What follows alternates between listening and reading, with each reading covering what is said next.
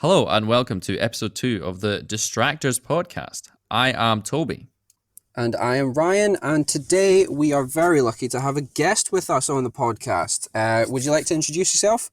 Yes, hello. Lovely to be here. My name is Rebecca. I don't know if I need to put my surname in, but yeah, I'm Rebecca. No, first name is just fine. Lovely. So Rebecca was on the same course as me and Toby. It seems like every guest we get on this podcast is on the same course as me and Toby so far, but that's just how we know people, I guess. Nepotism. Nepotism. I'm flattered regardless. Well, it's good to have you here. Now, what we kind of want to do is we want to try a radical new format to the podcast. We've actually got structure and segments that we want to talk about this time. Mm-hmm. Exciting. So I think I want to start it off just with the best and worst of the week, which is basically just what is the best thing you've seen, and it could be a movie, it could be a scene of a movie, it could be a TV show, scene of a TV show, it could be a TikTok, a YouTube video, an advert. If you're lucky enough to have seen a play, it could be a play. Just anything that you've seen that you thought was fantastic and you want to talk about. So why don't we start with Toby? What's your best of the week? So obviously I have been watching Twin Peaks for the first time and just falling in love with it more and more and more and more and more. And the drama and the mystery surrounding who killed the victim, Laura Palmer, reached its kind of crescendo halfway through season 2, and we found out who the killer was officially. And it was this, without spoiling anything, this blend of beautiful cinematography, beautiful music, writing, and just like shock factor. I was like, whoa, that's insane. And yeah, it's kind of stayed with me. It was just a really beautifully shot, directed piece of drama, and very, very satisfying conclusion to who killed Laura Palmer. But knowing David Lynch, it was probably all bullshit, and that person didn't kill Laura Palmer, and there's going to be a big twist. Probably some aliens, maybe an asteroid will hit the town. I don't know. Very good. It sounds like you've got a lot of opinions about Twin Peaks, so I'm glad you enjoyed it. I loved it, man. I loved it. Okay. Rebecca, what was your best of the week? What's the best thing you've seen? Best thing of the week for me, I think, and I'm going to overlap it a little bit if you don't mind, but I recently rewatched the film In Bruges. Okay. And yeah, I just love it. I got to talk about it at length over the weekend. But yeah, it's just one of those films that whenever I put it on, I just seem to find a new detail in it, and I just think it's so clever. Mark McDonagh is a genius. But yeah, it's just one of those films that I really, really enjoy. So yeah, if you haven't seen it, please watch it. Fantastic. I have seen it. It's a brilliant film. Have you seen it, Toby? Is that, who's in it? Colin Farrell. Yeah, Colin Farrell and Brendan Gleeson, some Irish guy. Ray Fiennes. That's the one. Okay. My best of the week was actually the finale of WandaVision on Disney Plus. Ah. Have you been? Oh, are you kidding me? It was hot garbage, dude. What do you mean it was hot It was garbage? shit. Talk to me why it was hot garbage. It just... Okay, they started with this interesting concept. This really, really fascinating... It started with this really, really fascinating concept. Okay? This really, really interesting concept. Like the episode changed from week to week. And then the last 2 episodes, and particularly the last episode, was just, whoa, dumbass fucking CGI fight again. So boring.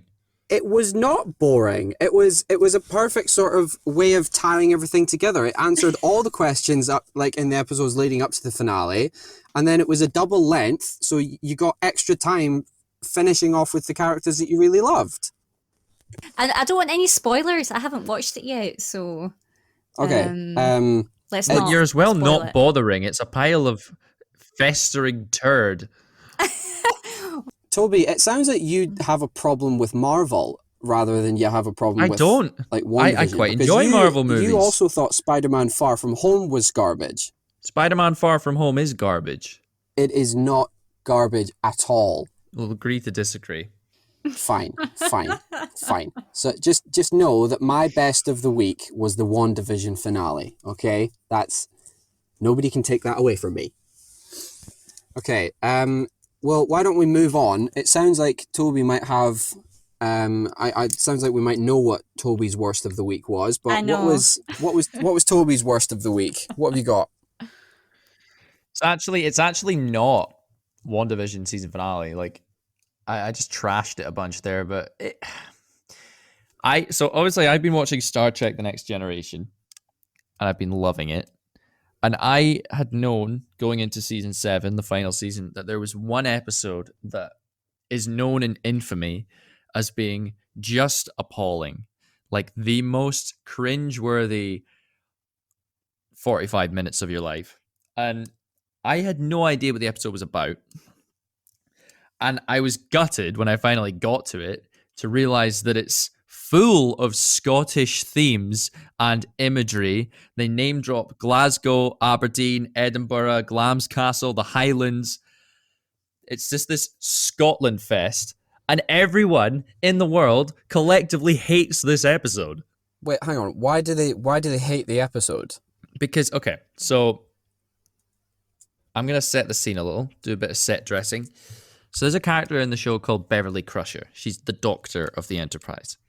And her grandmother lived on this colony planet that was built and crafted to look like Scotland. It's Scottish architecture, Scottish weather-ish, and a lot of people twatting about in kilts and bunnets and all this shit, doing terrible Scottish accents. And her grandmother raised her, and her grandmother passed away. So the episode starts with her giving a eulogy at her grandmother's funeral. And she stays in her grandmother's house on this planet. And this weird random Scottish dude comes in and is like, "This house is haunted. This house is haunted. You need to leave and never come back. Blah, blah, blah." And so Beverly is visited that night by a ghost called Ronan, who's a 30-year-old guy from the 17th century Scotland. And he bangs her. He has sex with her. She has sex with a ghost, but the ghost is invisible. So it's just her sitting on a chair making loads of sex noises. And it's really, really, really hard to watch. And it turns out that this ghost has been a lover to every single female in her family for 800 years. Jesus.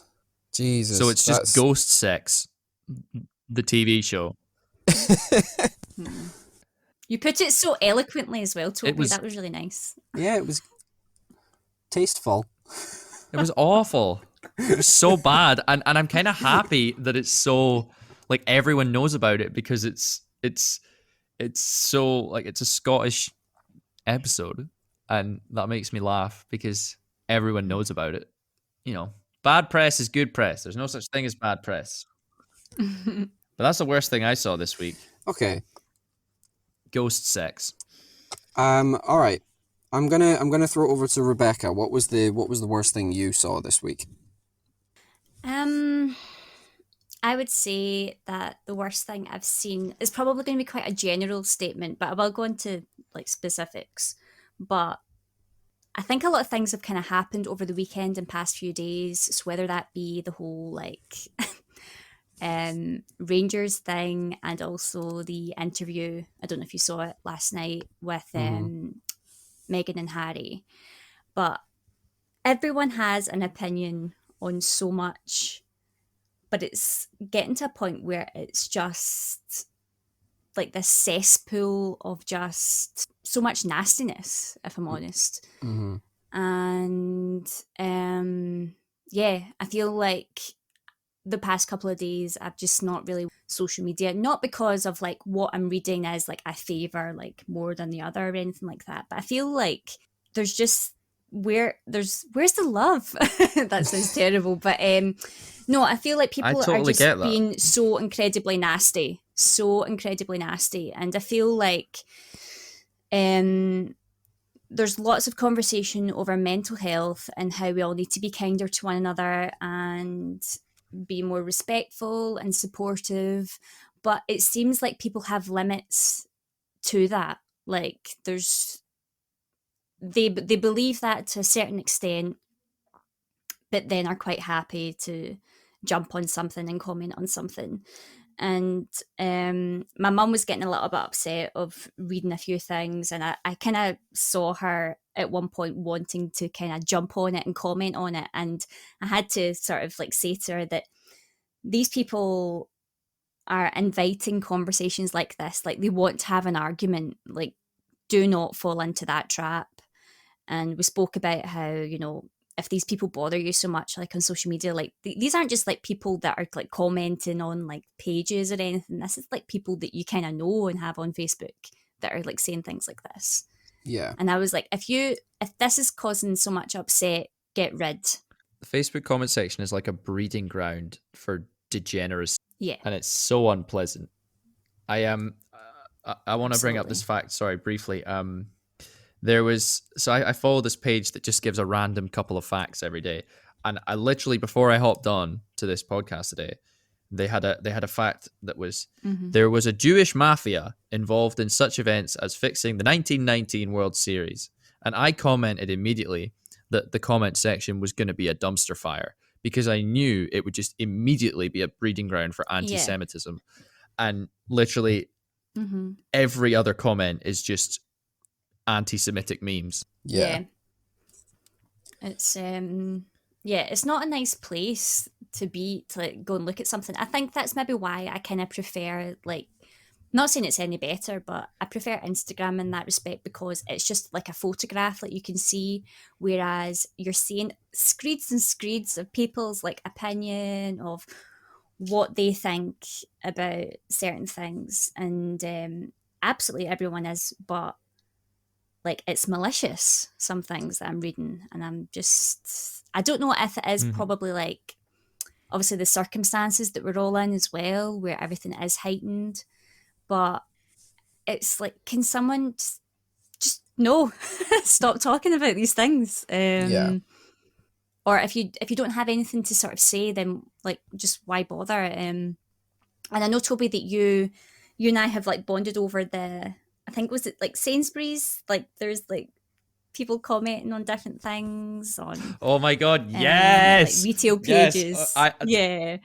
Customer service dingbats and disasters. Shout out, one of the best Facebook pages there is because it just posts links to people going absolutely apeshit at companies.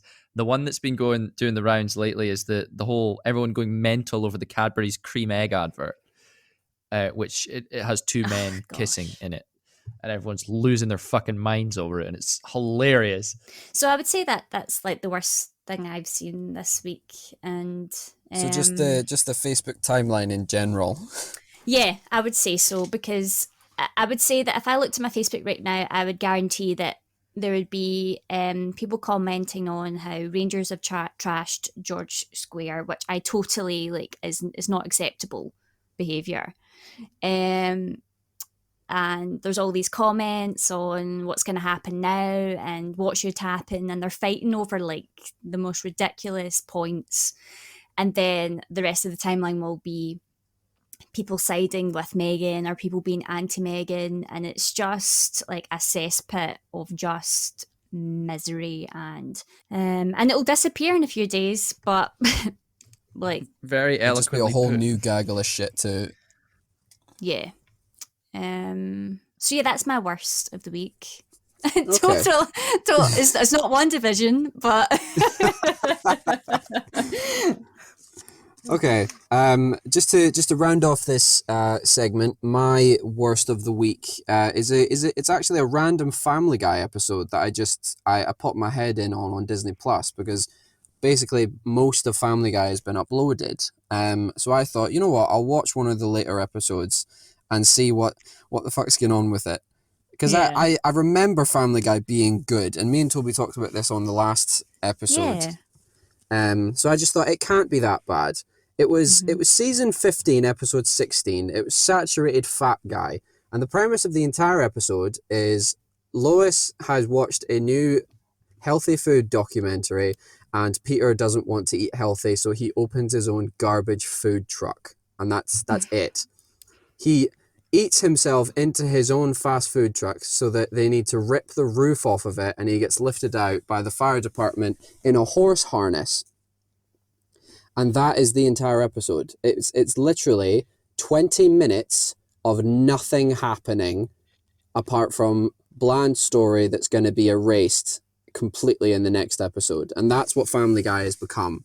Before that, there was actual content, there was actual character development, there was overarching stories, there was nice and heartfelt moments, whereas every episode now, it's just the same characters who have almost become caricatures of themselves being themselves for 20 minutes, and that's it.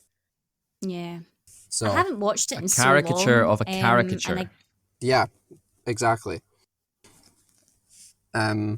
It's really gone downhill, but the good news is all of the earlier seasons are still up, so you can still enjoy Family Guy for what it used to be, which is almost sadder in a way. Yeah. No, totally. It feels like one of those programs though that doesn't seem to kind of with the times. I think like that's what's quite good about programs like South Park, because it kind of keeps its ear to the ground, and it does releases content on what's actually happening. Yeah. Someone told me that they binged all of The Simpsons.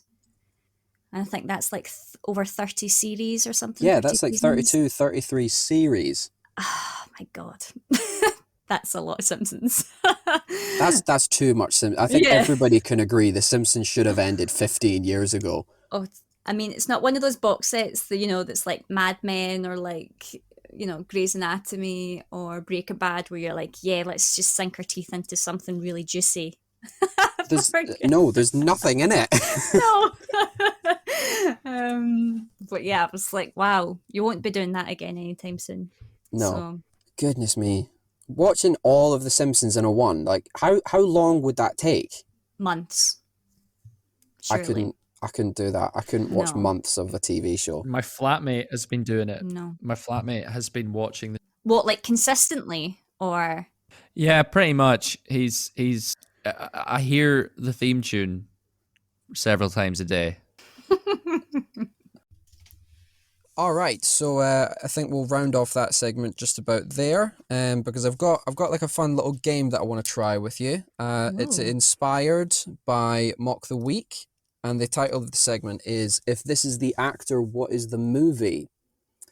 Okay, so I am intrigued. the idea that I've got is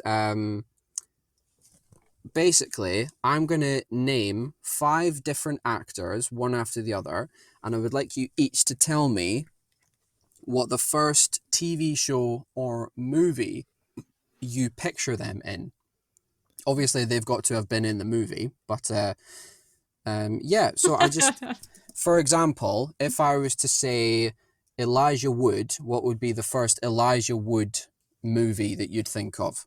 Lord of the Rings. There we go. Spy Kids 3. Oh, And gosh, there we remember go. that? He's like the guy. He's the guy. Stand back. Cake. Oh my god. So funny. Okay, so we'll go for the first one. The first one is Will Ferrell. What do you guys think? Step Brothers. Step Brothers, yeah. Step Brothers. Okay. My one, I've pre-written mine down just so I can't cheat. But my one was Daddy's Home. Is that like I have like a cursed Mark image in my Wahlberg's head? in that. Yeah, Mark Yeah. Wahlberg is in that. I have a cursed haven't seen image in it. my Is it head good? of the second one. Oh, the second one. The second one's awful. John Lithgow kissing Will Ferrell on the lips. Yes, That yeah, they do that throughout. stays It's in not my just head that rent one free. moment either. Gosh. The first one is actually quite good. It's quite a decent comedy film. There's lots of different non-American comedy tropes in it. So there's like there is obvious beats that they would just set up normally, but then there's a couple of unique ones in there as well. So it kind of stands on its own. It's not too shabby. Hmm. I'd give it a watch if you're interested in Mark Wahlberg and Will Ferrell. Hmm. Okay, the next actor that I've got is James McAvoy. Rebecca, what's your one? Split. Okay, Toby, what's yours? X-Men: Days of Future Past Ah, is what I interesting. immediately went to. My one was Filth. Oh, I see, we still all had haven't 3 seen different that. ones. What do It's you mean you very good. haven't seen Filth? It's very, Well, very good. I don't know why I haven't seen it yet, but when around the time I was like kind of thinking, might watch it, Jamie and I did a scene from it for uni, and I really didn't want to watch it in case it was too much in my head when I was trying to work on that scene. And now I feel like if I was to watch it, I would be thinking, I wonder how similar this will be to my performance. See, it's smart that you didn't watch it before you needed to be Yeah. in it, but that was well over a year ago now. So Oh Yeah, gosh, you've so got it no was. excuse now, Yeah. really. Okay. All right then. I It's will a watch really it. it's a really heavy film. Yeah, I have heard it's heavy, but I think actually the best thing that I've seen James McAvoy in was Cyrano de Bergerac, the National that was Theatre. amazing. That was Yeah, probably the best thing I have ever seen him in. I absolutely loved that. it was fantastic. Toby, did you get a chance to see it? No, I didn't. Oh, It was one of the National Theatre live performances that was mhm. available through the cinemas, and it was fantastic. But actually, National Theatre have got a streaming service now, They do. so they might put it up there. Are they Yeah, there going to has do been. Family Guy the musical? Yes. Hell yeah. I fucking live for Family Guy the musical. Okay. The next actor that I've got, this one might sound obvious, but I thought I'd throw it out there anyway. Ian McKellen. Toby, what have you got? Well, Gandalf, Lord of the Rings. Okay, Rebecca. Yeah, I would say Lord of the Rings. See, genuinely, I don't know what was going on in my head when I came up with this, but the movie that I connected with Ian McKellen was The Da Vinci Code. Oh yeah, he's like Yeah. one of the standouts of that otherwise pretty average movie. It's an all right movie, but he was really, Mhm. really good. Well, he's really good in everything, Yeah. so that's not a Yes. surprise. I But had the pleasure of meeting him back in 2019 because he was doing his 80th birthday tour, Oh yeah. and he's such a sweetheart. I will never forget. He called me darling. I Oh. will take that to my grave. Ian McKellen, the theater lovey that we all love, Mm-hmm. called me darling. I hope he lives forever, honestly. Yeah.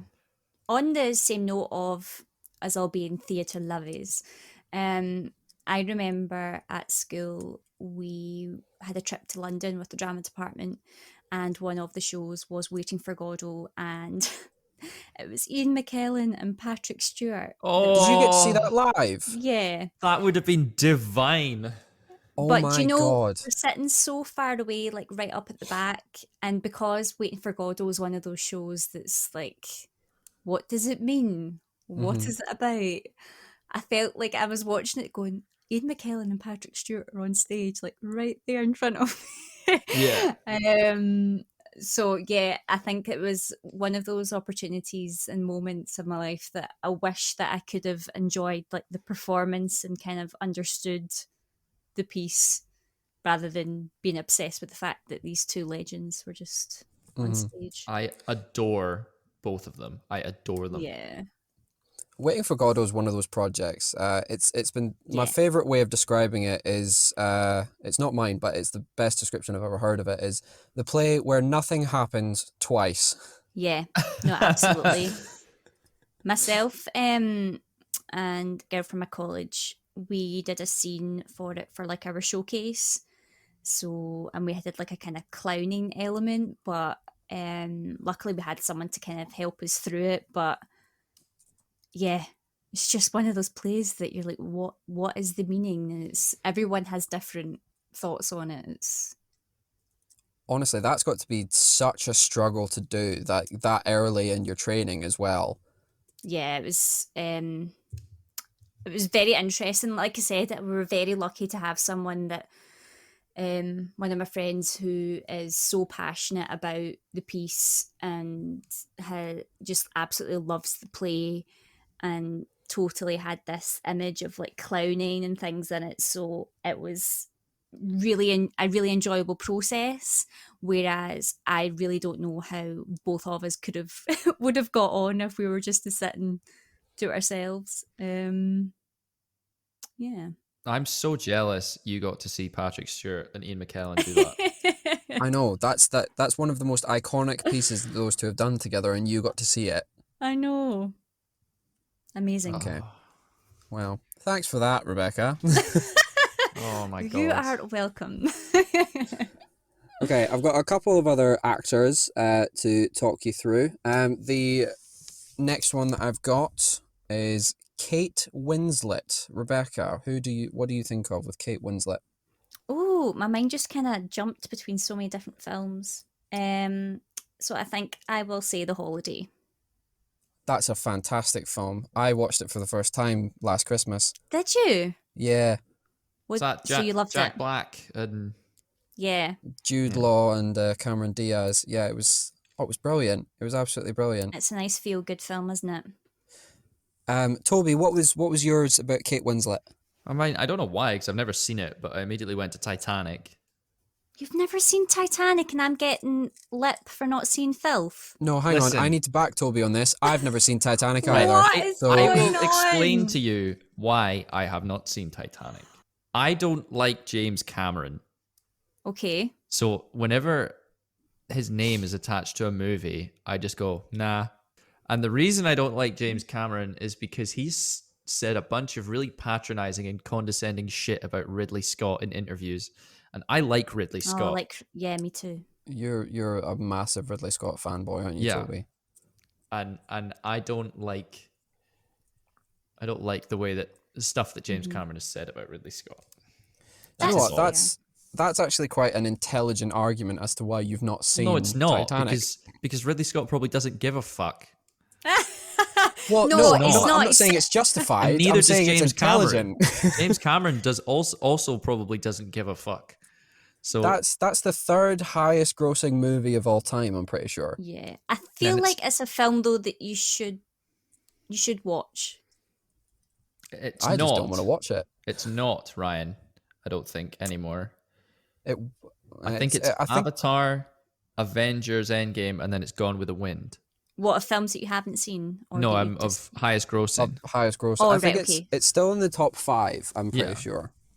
Yeah. Well, my Kate Winslet one, again, I don't know what I was on. It was Flushed Away. Oh, that's She's in such a Flushed good Away. film.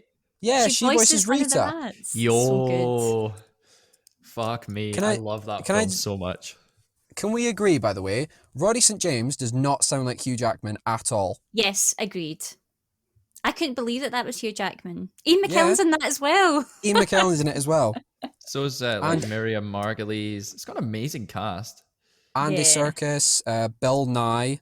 Shane Ritchie, John Reno. Fucking John Reno's in it. As Le Frog, yeah. The Frog.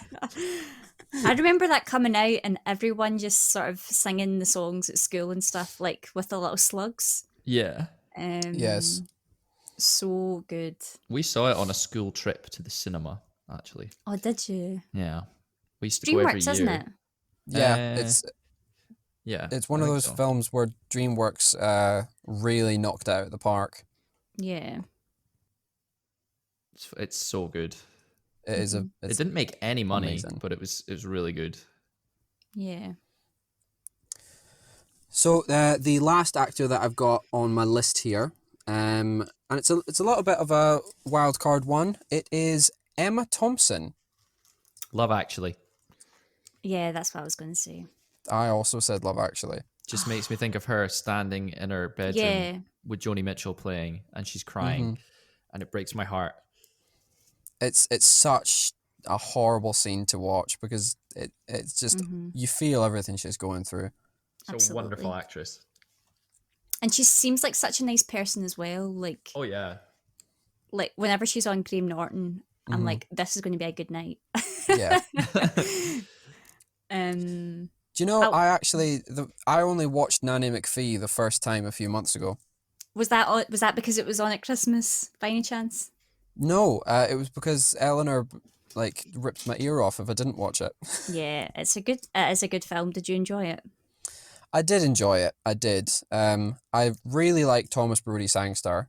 So it's good to see him both as a child actor and as a grown-up Yeah. actor. Can we have an aside about Thomas Brodie Sangster briefly? Yeah, go on. Have we all seen The Queen's Gambit? No. No, not yet. God fucking damn it. But do you know what Ryan and I have both seen? What? Yeah, go on. RuPaul. Oh. Me and Right, Rebecca I just have want- both seen RuPaul. All I wanted to say is Thomas Brodie Sangster in Queen's Gambit, good character, but what the hell were the costume department thinking? They basically were like, yeah, so he plays chess. I know, let's dress him up like a fucking cowboy. It's so dumb. He was also in... That is all. No, he was also in Love Actually, wasn't he? That's He right. was. He's a little boy. Yeah, he was Liam Neeson's stepson. Oh. What's your favourite storyline in Love Actually?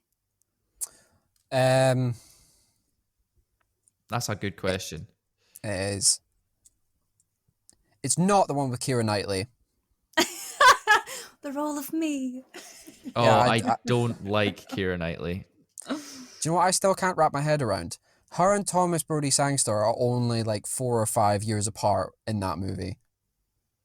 Oh, yeah, that's right. Because she was 17 when she was in that.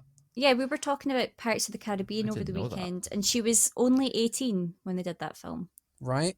Like, that's insane. I am.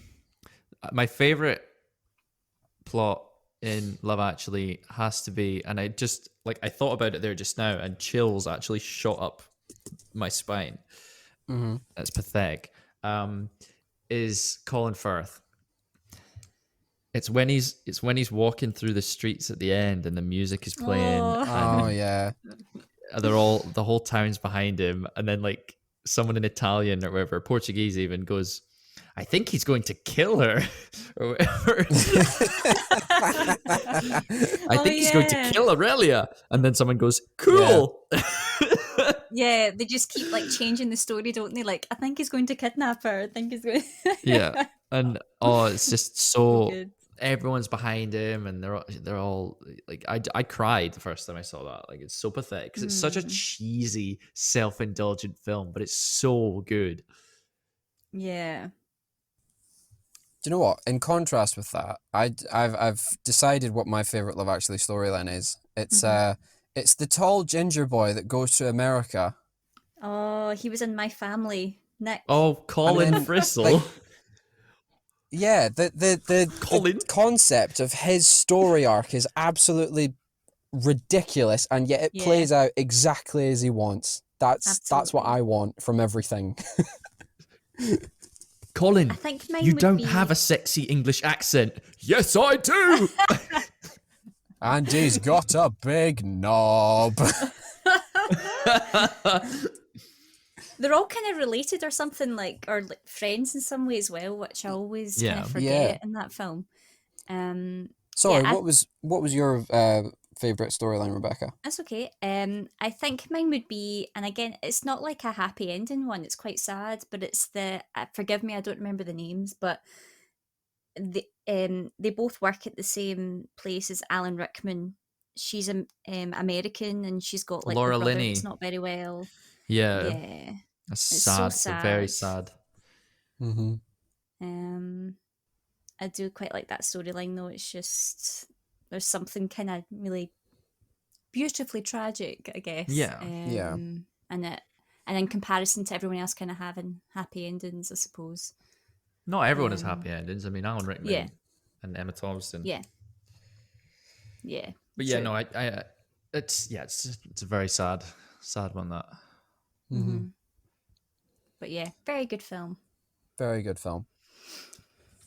Okay, I was incredibly happy with how that turned out. So thank you both for that. That was wonderful. Yeah, I enjoyed that. That was good. Part of me was low key worried that it was going to be actors that I didn't remember, Yeah, or I like got you were gonna the say film some completely wrong. ridiculously obscure actor, and I was Ian gonna be like, McKellen, who?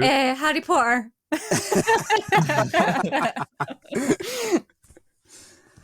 Okay, so the next segment that I'd quite like to try out on you is it's Brilliant or Bollocks is the title. Oh Um, gosh. And basically, what the idea behind this is I'm gonna bring up an actor's name, and I would like to have reached a verdict from all three of us on whether this actor is brilliant or bollocks. Do you think you could do that? Yes. Oh, yeah, okay. Let's give it a go. Okay. The actor's name is Tom Cruise. That's hard. Yeah. Jesus, that is That's hard. really difficult. So I wanna get it right out there. I haven't seen Risky Business or Jerry Maguire. Neither have I. But I have seen Rain Man. And Yeah, I he's was just going to say he's very so good good in Rain Man. I'm gonna say Tom Cruise is brilliant, but he's a mental. He's off his head. Him as a person is off his head. I will agree with you on Yeah. that. We've seen the footage of him recently on the set of the new Mission Impossible, Yes. going absolutely berserk at people. I mean, I haven't, no.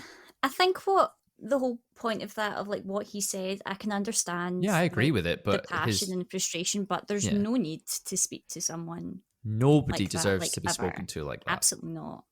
Another thing about Tom Cruise as well, just like when we're talking about him as a person, I have heard that he is very good at like remembering people's names and being like quite attentive and like saying thank you to everyone and making sure that everyone is like recognized.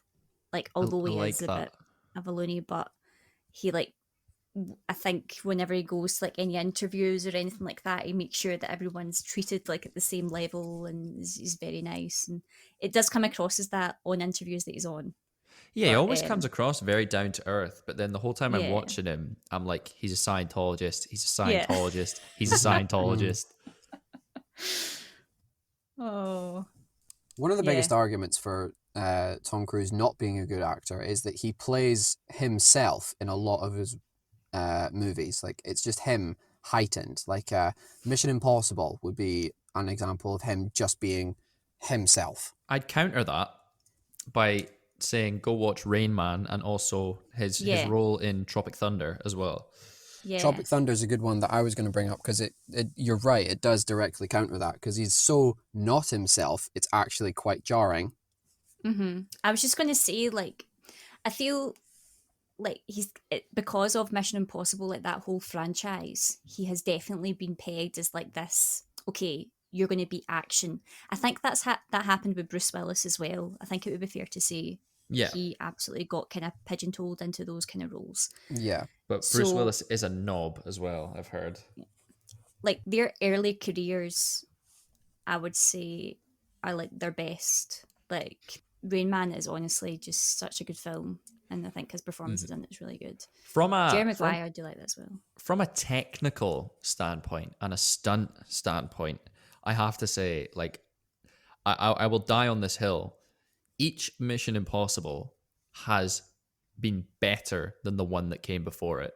Like, they just keep getting better and better and better. I don't know how they do it, but God, the last one with Henry Cavill was just phenomenal, and then the one before that was phenomenal. They're just so good from a technical standpoint. The stuff that they come up with and the stakes are so high, and like I was just gripped by the sixth one. So good. Like they're everything you ask for in an action movie. What I would say is an example of a bad Tom Cruise action movie is the one he did with Cameron Diaz, Night and Day. Yeah, Oh yeah.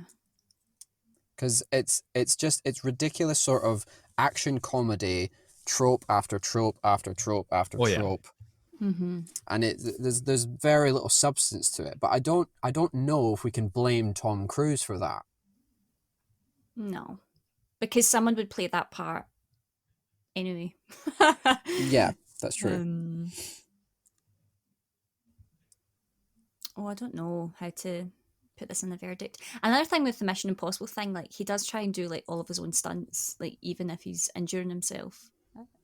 There's Yeah, something he's like that. absolutely psychotic. He doesn't care Yeah. about his own health at all, which I No. think somebody should look at him for that. Have you seen the clip of him jumping over the building? And they used it in the trailer Yeah, for with Mission his Impossible foot. 6, and his ankle just goes like bent at right angle. Bends. Yeah. Oh gosh. He's in his 60s. Him and Peter Capaldi are like 2 years apart in age. Wow. Are you joking? No. I didn't know that. And Peter Capaldi looks like... Oh, no, he's 58, sorry, I beg your pardon. And Peter Capaldi looks like a mackerel. He does. I'm dumbfounded by that. I'm absolutely dumbfounded by that. I didn't realize That's he was that amazing. old. Right, so yeah, Tom Cruise is 58. Peter Capaldi is fucking 62. So 4 years. But like, 4 years Still. is nothing. Yeah. I think you and Rebecca are 4 years apart, aren't you? Yeah, and Rebecca doesn't look like a mackerel. Oh well, thank you. You're welcome. If I ever had like a dating profile, that would be going on it. There's another Tom Cruise movie that I want to bring up, and it's a good example of him being respectful but also really intense, and it's The Last Samurai. Have you seen it? I've seen it No. once ages ago. I don't really remember a lot of it, but yeah. I just want to say, like, I've never watched it because from the cover, it just looks like White Savior, the movie. It's well, we can debate about whether it is that or not. Well, I've not seen it, for so I can't ages. really comment. I think there is a very strong case to be made for why it could be considered white savior, but I still think it's quite respectful, like as a whole. Mm-hmm. They have made Tom Cruise the star, and he's one of the only white people in it. Billy Connolly's in it, isn't he? I actually can't remember. I'm pretty sure that he is. He is. Okay. I can't place him at all. Who did he play? I'm sure he plays like someone in like military, because I remember they're both like pretty good friends from it. They've got I can't really remember the film that well, but I'm pretty sure he's like one of like the lieutenants, or like one of his like, unless I'm mixing the films up, I don't know. Okay, it sounds like none of us know that much about The Last Samurai, so I think we'll Yeah. peg that. We'll put a pin in that, and then You were the one that brought it up. Well, I brought it up because my point was it's a example of a movie where Tom Cruise is really good in it, and what I kind of Right, wanted to okay. do was like weigh up the movies that he's really good and the ones he's really bad. How many movies can we say collectively where Tom Cruise has been really good in it? Well, all of the Mission Impossibles, Rain Man, Minority Jerry Report. Maguire. Oh, Minority Report, I forgot about that one. He's in Vanilla Sky. I can't really remember that film much. Cocktail, that was a good film as well. I'd say he's brilliant. Yeah, I don't think he's bollocks. I'd say he's Yeah. brilliant. All right, I am willing to agree. I would say he was brilliant. Is that a consensus? Yeah, I'd say so. Mental. All right. Absolutely mental, but brilliant. As an actor, he's brilliant. As a person, I don't know if I want to meet him. All right, I'm gonna tally this up. Tom Cruise is brilliant, and I will keep a note of every single actor that we deem brilliant or bollocks. There we go. It's like that bit in Top Gear where they put the cool times wall. up on the word. Oh my- Yeah. We're doing the actor cool wall. I know. I miss Top Gear. I really miss Top Gear. I know that it's still on, but I miss James May, Richard Hammond, and Jeremy Clarkson. I'm actually in the process of watching it all from the very beginning. I'm on season 10 right now. And yeah, I love it. It's just so good. Is there that much? Oh, my There's goodness. 22 seasons of them. Mm-hmm. Actually, well, if you James May isn't in season 1, but it's 22 seasons of that generation of Top Gear. I love the specials that you used to do. Oh yeah. The Africa special, me and Eleanor agree, is probably our favourite. Yeah, it's the best one, definitely. It's so good. Have you seen it, Rebecca? I think so. I can't really remember. I've seen quite a lot of specials. My dad really liked Top Gear. I've seen, actually, to be fair, I've seen some of the new stuff with, is it Freddie Flintoff. Yeah. And it's quite good. I liked it. I've not looked at any of it. They're all right as replacements for the original 3, but better than, I think, the previous lineup. Chris Evans. Oh my god. Matt LeBlanc. Yeah, I don't know what that was about. Yeah. I think they kind of looked at who were the best guests that we had. And Certainly not Chris Evans. Put them into Chris Evans. A bag and just pick names out. Yeah. I mean, I don't blame those guys for taking the job because it's to host Top Gear, so I would do it. Mm-hmm. Yeah. But that was a misstep by the casting department, I think. Yeah, absolutely. But do you think they could have waited maybe just a bit longer to kind of release? Do you think part of it was because it felt quite soon? I don't know. I just think there's a certain magic that comes with Clarkson, Hammond, and May, and I don't think anyone really knows why.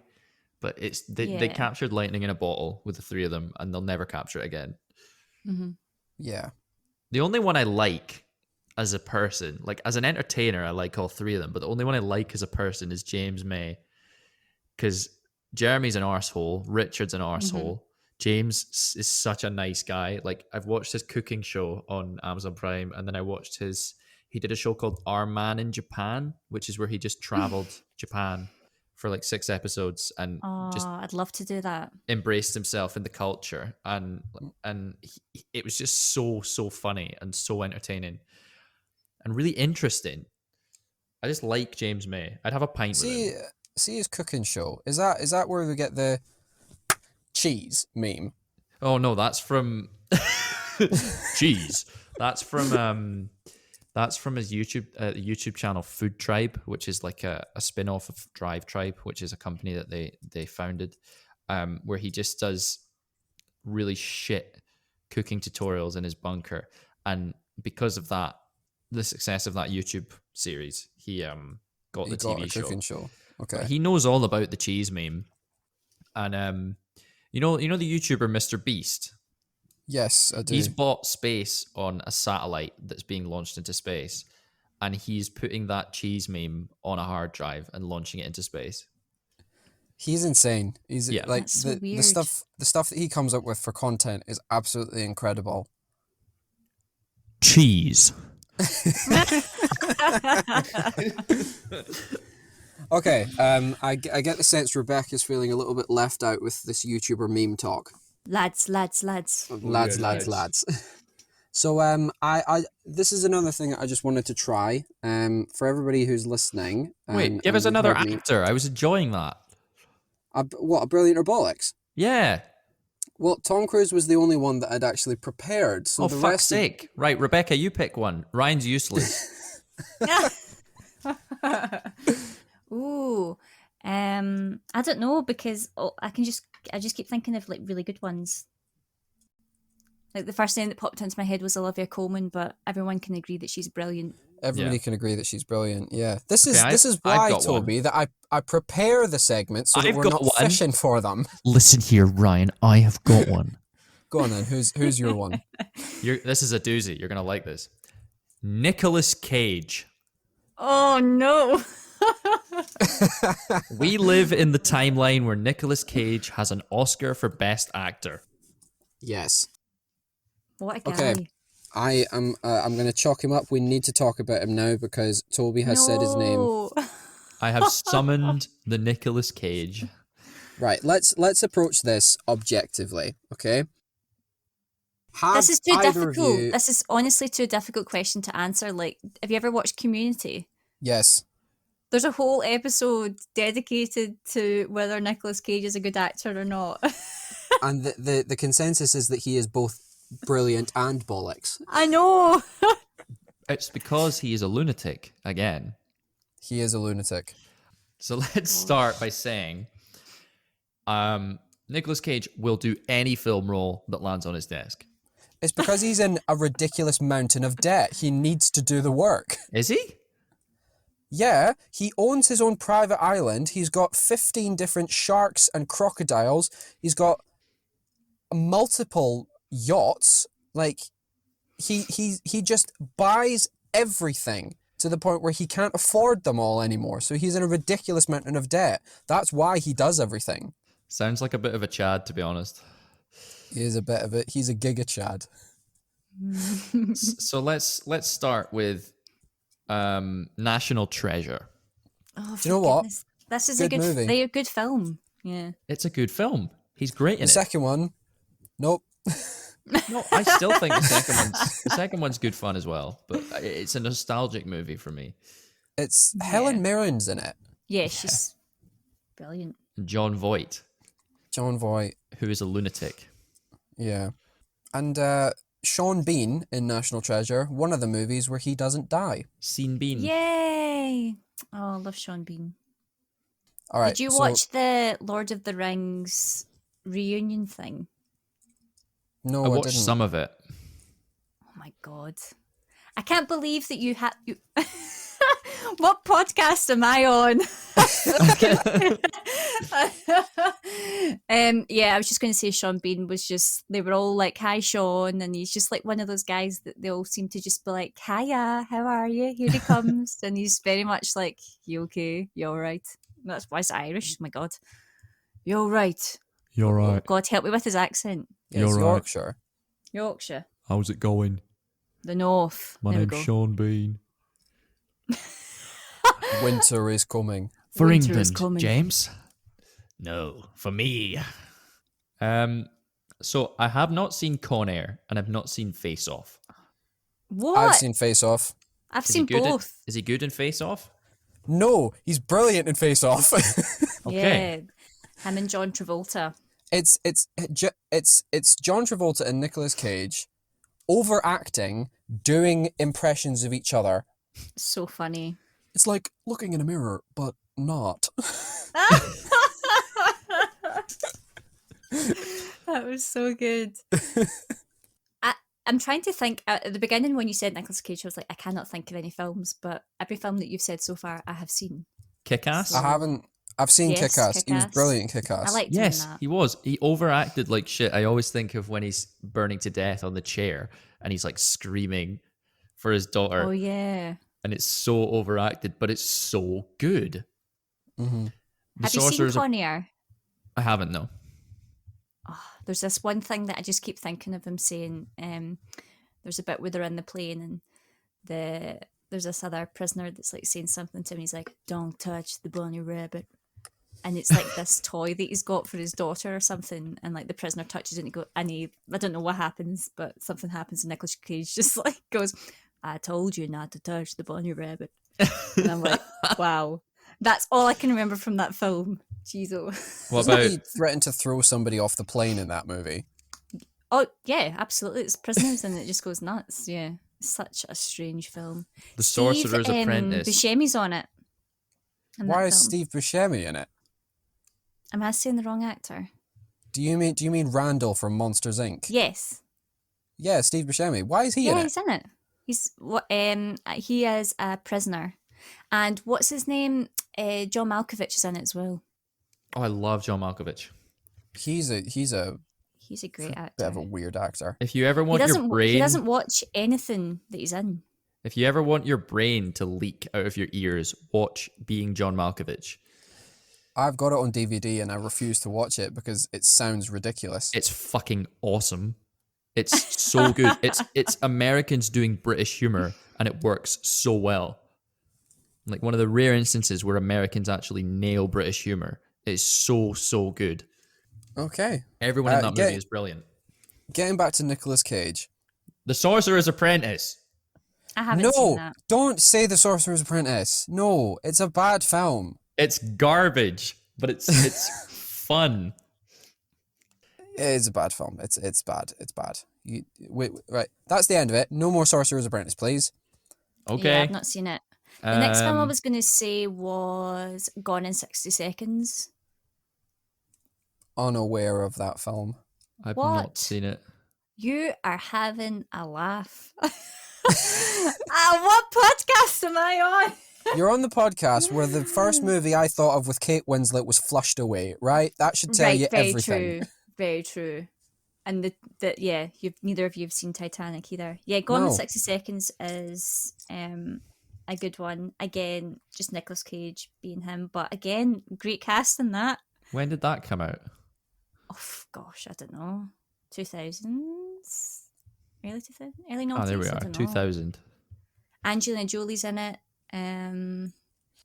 Christopher Eccleston's in it. Oh, I love he's Christopher brilliant. Eccleston. We've talked He's about so Christopher good. Eccleston before and how We have. how he's just He is hilarious. brilliant. Such a good actor. Did you ever watch him in The Leftovers? No. No, I didn't. Yeah, he was good in that too. But yeah, he's in the film. He plays like the bad guy. He is a good bad guy. Mm-hmm. A Nicolas Cage film that is kind of a gem that came out in 2018 is this really, really trippy psychedelic horror called Mandy, I where haven't seen it. it's a husband and wife, and the wife, Mandy, is murdered. And Nicolas Cage's character goes on this like bonkers, drug-fueled fever dream killing spree, like in revenge, trying to kill the guy who killed his wife. And I would just recommend watching it. I don't want to spoil it too much, but it's just a really, really well shot, well directed, and very well acted movie. And he does so good in it. Fair enough. Are we really about to say that Nicolas Cage is brilliant? No. No, I'm cannot be leaning decided. I'm leaning towards brilliant because of all the movies that we keep talking about where he's brilliant in them. It's very like so much like how Wes Anderson has a very specific style of directing that is instantly identifiable. Nicolas Cage has a very specific style of acting that is instantly identifiable. And sometimes it works very well, but he does too many trash movies that it kind of stains his record.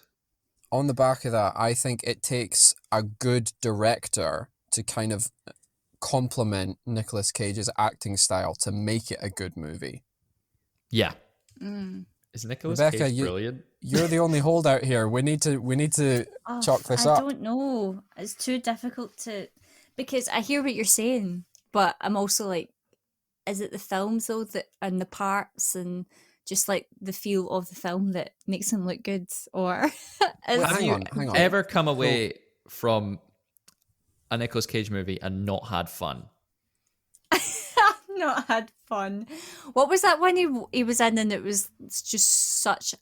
It was like a time capsule at the beginning and then it ended and I was like, what just happened?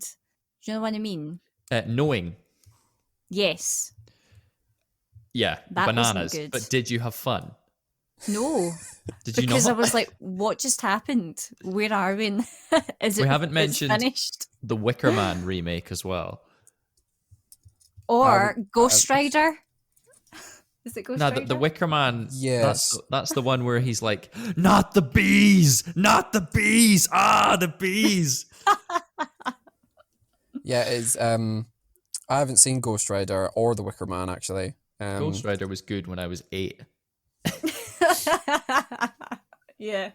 Well, hang on. You're saying that you can't give him a brilliant title, but why? Like, what's a movie that sticks out in your mind as being like a bad Nicolas Cage movie? Knowing. Rebecca said Yeah. Knowing. But is it like It's fucking terrible. It's so bad. But Yeah, if you just a bit balance it weird. out with all the other ones that we've talked about, saying that he is really good in it, surely you've got to forgive him for having one bad movie.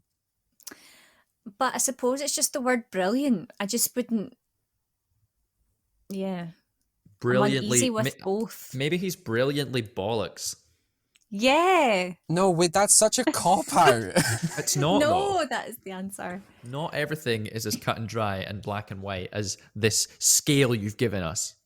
That's the point of the scale, is so that we can't cop out and say that, oh, he's both. Well, damn your scale. Toby, this is why I brilliantly said bollocks. Tom Cruise rather than Nicolas Cage for the first episode. Well, I I'm know.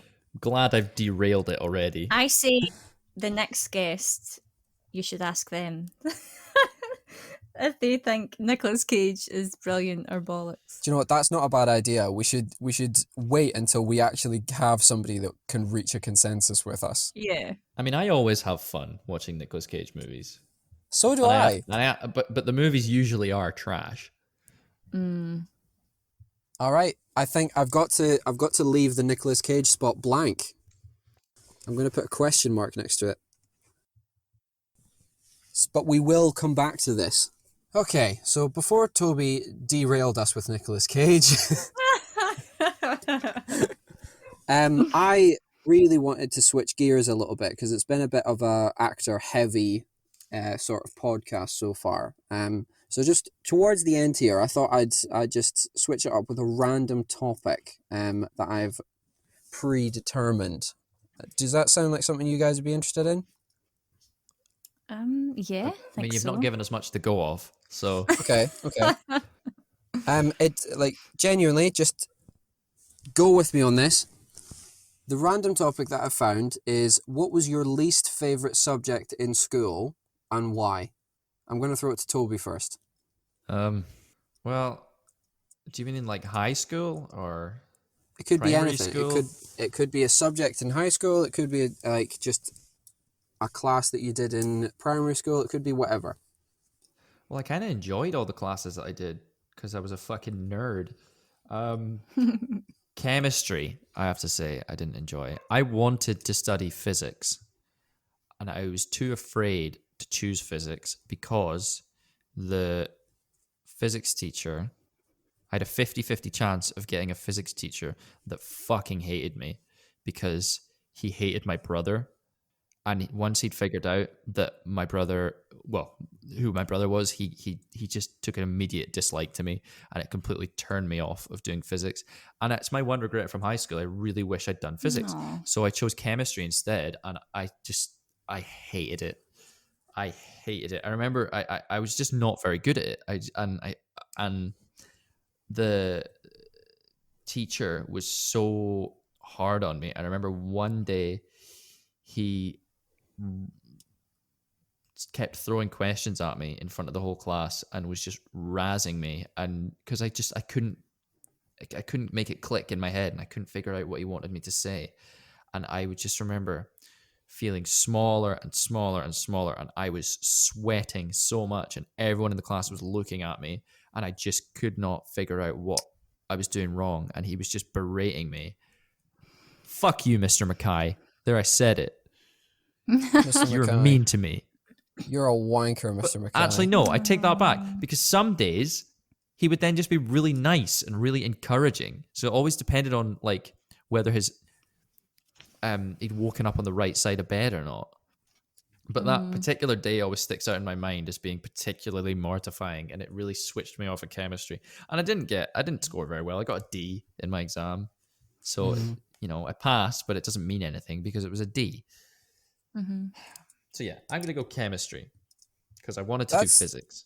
It's such a shame because, like, just because that physics teacher didn't like your brother, he decided he didn't like you as well. That's not right. Yeah. It does happen though. Yeah. So, Rebecca, what was your least favourite subjects in school and why? Well, interesting. Mine was physics. Seriously? Yeah. I was like, I can't believe he's saying what he's saying, but yeah, it was physics. Yeah, I suppose at the time of when you're in high school, you obviously need to decide what you want to be for the rest of your life. And at that point, I think I was like looking at possibly architecture, because I really like graphic design and drawing things. So I think in my mind I was like, maybe something to do with architecture or graphics. So I thought physics would be like the appropriate science for that. And I found it really difficult, like really, really hard. I enjoyed it, like the parts that we did in first and second year. But when third year hit and it was like the first kind of semester, I suppose. I don't know if that's the right word for school, but yeah, the first semester I just found it like incredibly difficult. And they made you do like a quiz which kind of dictated and decided which class you would go in to study physics.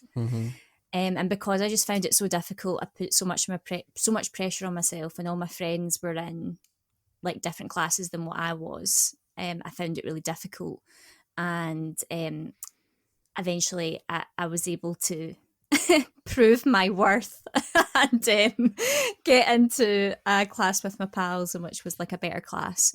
But I remember at parents' night, the teacher was very honest, a bit like what you were saying, Toby, and basically told my mum she's not going to pass it.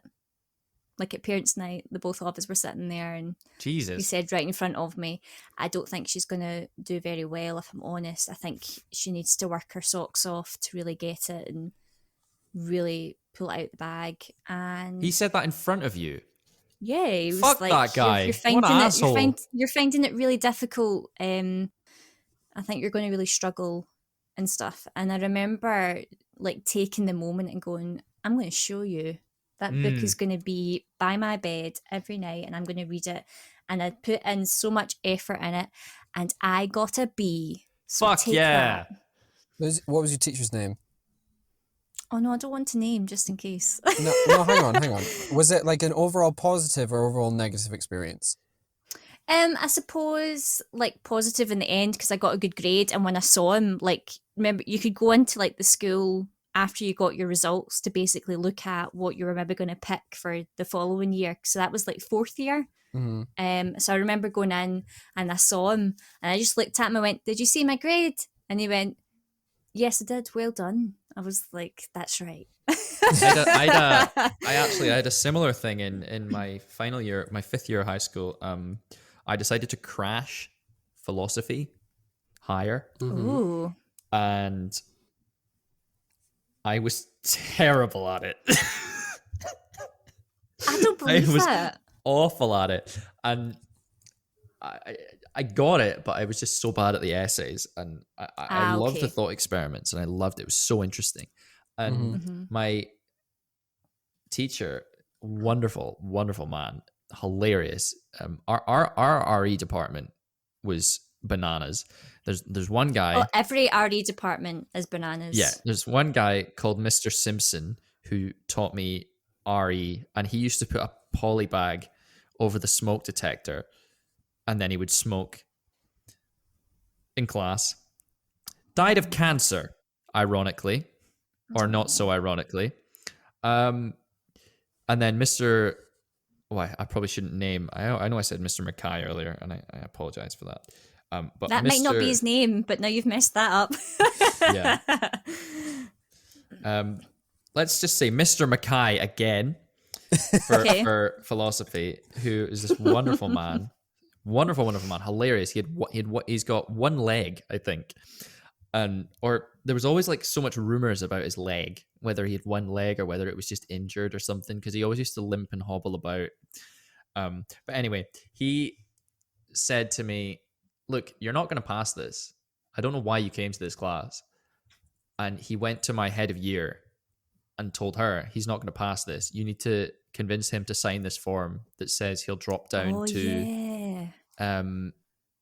I didn't do standard grades. I did nationals, so drop down to national 5, which is a grade, which is a course lower than a higher. So that would be an intermediate, I think. Yes. And I said, in my day, it was an intermediate. and I said no. I said, no, I'm not doing that. And I got called into the head of year's office, and she's like, you need to go down. I said, no, I'm not doing that. And then they phoned my parents and said he needs to drop down. And they said, Toby, you need to drop down. I says, no, I can pass this. And in reflection, I didn't know why they wanted me to drop down so badly. And now I know teachers don't give a fuck about the amount of pressure they put on the kids. They only care about what makes them look good, because if they're told by the leaders of the school that if they look good, they'll look good, and then the school will get more money. All the pressure falls down a ladder to the shoulders of the kids. Okay? And if I didn't pass that class, it would make the rest of the school look bad. I know what you're saying. Like, there is, I mean, a bit of a generalization to say that obviously all teachers feel that way. Yeah. But I remember I was trying to crash higher biology, no idea, tried to do it in my last year of school. And my teacher knew I was struggling and I was finding it really difficult. And at the time I was doing an advanced higher in drama. I was doing maths, and again, that was quite difficult for me. Because I'm not a number person. I'm more of I preferred English and things. So I remember going to him after going to my head of year, and my head of year reluctantly was giving me this form to basically say that I was withdrawing from biology, and I'd already sat the prelims, so this was like the final exam. But I didn't realise that obviously these things do cost money. Yeah. I just was like, why are you being so difficult with giving me this form? And when I went to my biology teacher, I was like, I'm not coming back. I'm really sorry. It's just really difficult and I'm struggling. He was also a bit like, oh, that's a shame. I know you were struggling and it was nice to have you in the class and stuff. But I just remember my head of year being like really kind of weird about giving me the form to sign. And I'm like, what? I'm honestly going to make a big mess of this. Please don't put me through it. It would be daft for me to sit that exam. But now I know that these things do cost money. Mm-hmm. So... And just to end my anecdote, I did the philosophy higher exam. I sat it. And this was the third year of the new hires. Because obviously they revamped the education system and the exam system and all that. So this was the third year of new hires, I think. And the exam had an unprecedented 3 essays, when usually it had two essays and a question is usually how it was. Or 2 essays and a couple of questions, but it was 3 essays. And in the past, the pass mark had never been lowered by more than 4 marks, I think. That year it was lowered by 12 marks. And I got a C. Well done, yeah, baby. Look at us. I actually remember that because I was the last year to do standard grades, and the year below me were the first year to do Nat 5s. And wow. I think around like the first couple of years of Nat 5, every single final exam, they needed to reduce the passing marks because the exams were too hard. And the passing rate was not nearly what it was the year before. So they needed to make like the new Nat 5s and new hires look really good. Otherwise they would need to admit they fucked up. So don't take my C away from me, Ryan. No, I'm saying you were really good to get a C because you actually did an exam paper that was much too hard for the level that you were trying to set. I'm so happy I passed. Good. He wouldn't give it to me though. Like I went in and I says, well, did you see my mark? And he went, yeah, but the exam mark did get lowered by 12. Yeah, fuck you. Who cares? And I was like, okay, Mr. Mackay, if that is or isn't your name. It's not. What was yours, Ryan? You're not going to believe this. My least favourite subject at school was actually chemistry. Oh yo! My goodness. And it was the exact same thing. My teacher was a wanker. My teacher absolutely ruined my experience of chemistry because she wasn't a teacher. She explained things in a ridiculous way that only made sense to her. And me and her had a horrible relationship because I was one of the wankers who also did philosophy in higher. And because the philosophy department was filling my head with nothing is real, nothing is actually proven like 100%. So I was sat there in chemistry going, you don't know any of this. You're just confidently fucking guessing this. And apparently she didn't want to hear that. So Yeah. yeah, I got a D for higher chemistry as well. But I half credit myself for that and half credit Miss McIntyre because she was fucking shit. Is that her name? Miss McIntyre's are actually her name. Like, I think she still works at the school as well. You said Mr. Mackay! That might not be his name. The only reason I mentioned Mr. Simpson is because he's dead. I back this. Miss McIntyre can go and fuck herself. Jesus, Ryan, for God's sake. Okay, well, we'll move on from there because I've gone down to... I woke up and chose violence this morning. It's really interesting that you say that about how she's just guessing. She doesn't actually know. Have you guys ever heard about the half-life of knowledge? No. No. The half-life of knowledge is basically every piece of information that we learn and are taught will at some point be proven false, or addendums will be made. And the half-life of knowledge is different depending on the subject. So, for example, in physics, they say that... hang on, right. I'm going to Google this. Half-life of physics knowledge. Having to Google something doesn't fill me with confidence. No. So after 45 years, half of all knowledge of physics will be overturned or superseded. So the half-life of a fact in physics is 13 years. The half-life of a fact in maths is 9 years. The half-life of it in psychology in 7 years. So that's how long it will take before a fact is proven wrong and we learn new information. Seriously? Don't you think that's really interesting? They've actually got like a proper equation for how long it's going to take before knowledge gets outmoded. Yeah. So an engineering degree in 1930 went from having a half-life of 35 years to having a half-life of 10 years in 1960. Jeez. Wow. And half of all the facts that have ever been discussed on QI are now false. Wow. How interesting is that? That is interesting. So basically what you're saying is there'll never be a point where we can stop learning. Yeah, exactly. I was more thinking the fact that the whole Nicolas Cage question is just never going to be answered. It's never going to be answered. As long as he continues to take work to get through his ridiculous mountain of debt, we'll never know if he's good or not. Isn't that fascinating though? It is, yeah. Well, do you know what? I think this chat that we've had has been absolutely lovely. I know, I've had such a lovely time. Debatable. Go watch Titanic and come back to me, Toby. Go watch. Go watch Filth. You have to watch Filth. Yeah. I think by the films that I haven't seen, your list definitely outweighs mine, to be honest. By the sounds of it. Yes, we don't watch anything apart from the same 5 things on repeat. That's a lie. I watch new stuff all the time. Speak for Sorry, yourself. that's just I was speaking for myself there. Just before we round off, I've got another just little closing segment that I'd like to run by you. I thought, just to add a little bit of positivity towards every episode, we could have a little goal for something that we want to achieve before the next episode.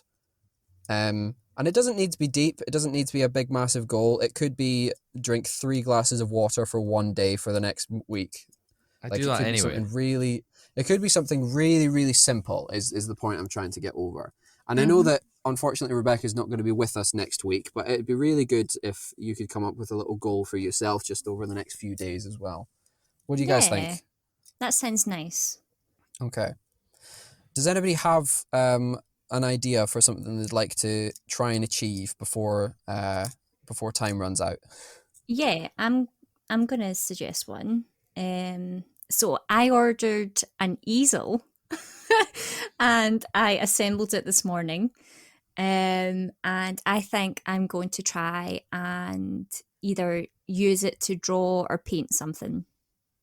Well, that sounds great. That sounds Very really great. sweet. Yeah. And what I'll do is I will dedicate the piece to yourselves. Send us a picture of it, and we can put it in the Yeah. podcast. Yeah, Definitely. we'll give the audience an update. I mean, it depends on how good it is. If it's awful, then I'm not sending it. Art is subjective. I mean, art's subjective. Yeah, that's exactly it. Okay. Yeah, that's mine. Lovely. Toby, have you got one? Not really. Watch Titanic. I'm not watching Titanic. Shit, I don't know, man. I mean, I do all Watch the some more shit that I Nicolas want to do. Cage. I I've don't got want one to do that. I've got one for myself if you want me to Okay, take go on. over. My goal that I would like to complete before the next podcast is I would like to have seen 3 episodes of The Crown, That's a good one. Oh, because I'm getting told left, right, and center that it's a fantastic show, it and is. I keep saying to Eleanor that we should watch it, and it'd be good if we can actually, put pen and paper and say I am going to watch it. So Yeah, that's a good one. just waiting on you, Toby. Shit, man, I don't know. What do you got? I would like to. I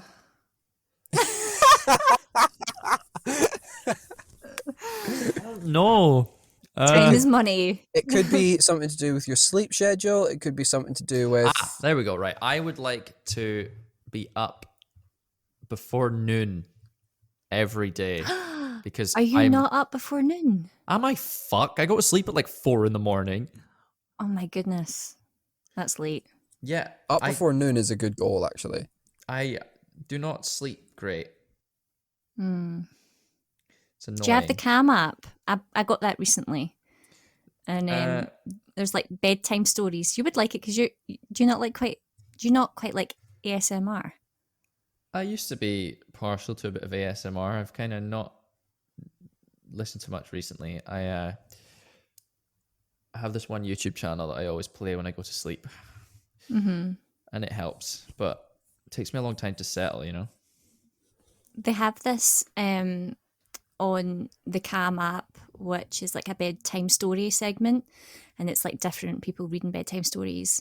And the first one I listened to was Matthew McConaughey, and it was just so good. Oh my god, His All voice is right, like all butter. right now. Doesn't Go to Cillian sleep now. Murphy? Hasn't he done a couple? Yeah, he's on it. So is Harry Styles. Harry Styles is actually very good. He's got a great voice as well. Idris Elba. Oh, I love Idris Elba. Yeah, lots of really nice voices on that. I would check that. Eva Green, she's good as well. Not to be confused with Eva Braun. That's Hitler's girlfriend. Nobody was confusing that. Nobody- Why did...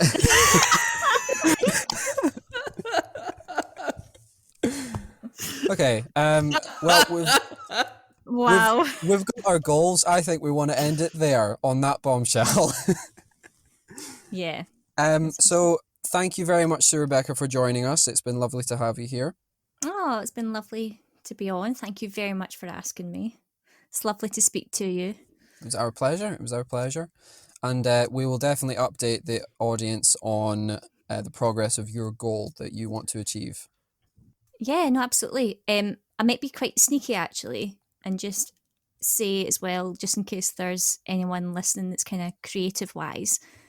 I just wanted to see if I could plug Lockdown Links. Oh yeah, Do it. absolutely. Go for it. Do it. Go for it. Which you both need to come on, just by the way. Yes, we'll do. Yeah, I decided to launch a networking platform, and I counted this morning that I've had 70 guests on Oh, that. fantastic. 70. Yeah. Well done. It's just amazing. But yeah, we just try and meet like twice a week for an hour and a half, and everyone can like talk about anything that they're working on or an idea they have, or just come along just to kind of be a part of some creative chat. And I think lockdown has kind of shown that it's a very lonely time and that people just want to kind of talk and connect. And especially for us creatives, it's always good to make these connections. So if there's anyone listening that would like to come along, you'd be more than welcome. We've had actors, directors, cinematographers, artists, musicians. It's just, yeah, absolutely loving it.